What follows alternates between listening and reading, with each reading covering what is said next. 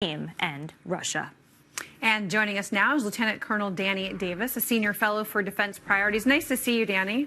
Thanks. Nice to be here. Appreciate it. So I just want to start with this. Images that were released from U.S. spy satellites is really a public calling out. You know, it's sort of a rare sampling of what U.S. Spy satellites have seen. Do you think we'll see more of this?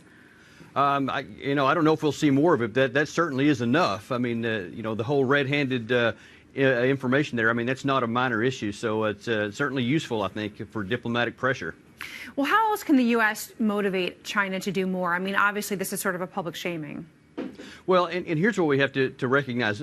China has their self-interest. Russia has their self-interest, and very often they diverge from ours. And anytime that happens, we need to put some pressure on them to bring them back in, especially when they're on the public record at the United Nations of saying they're going to take certain actions.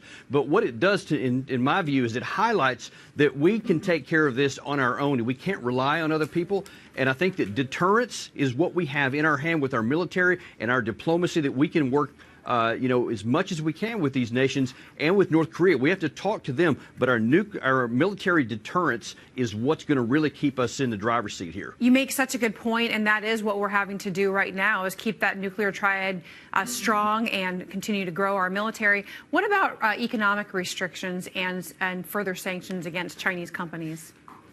I think that's a bit of a slippery slope, because we don't want to do anything that's actually going to damage our own economy and our own relations with them. But you certainly can't let it go by without any actions. When you have something like that, I mean, you have to be very firm in your response. It just has to be something measured and commensurate with our own interests.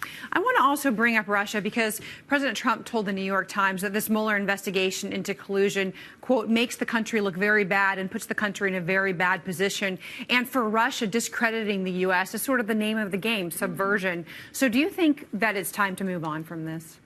I think it is. If there's something there, if they have some information, then by all means present it. But if they don't, if there's nothing after a full year, you got to start to say at some point, hey, it's time to move on and take care of issues that really do matter to our relations with Russia. All right, Lieutenant Colonel Danny Davis, thank you. It's nice to be with you this morning. Thank you.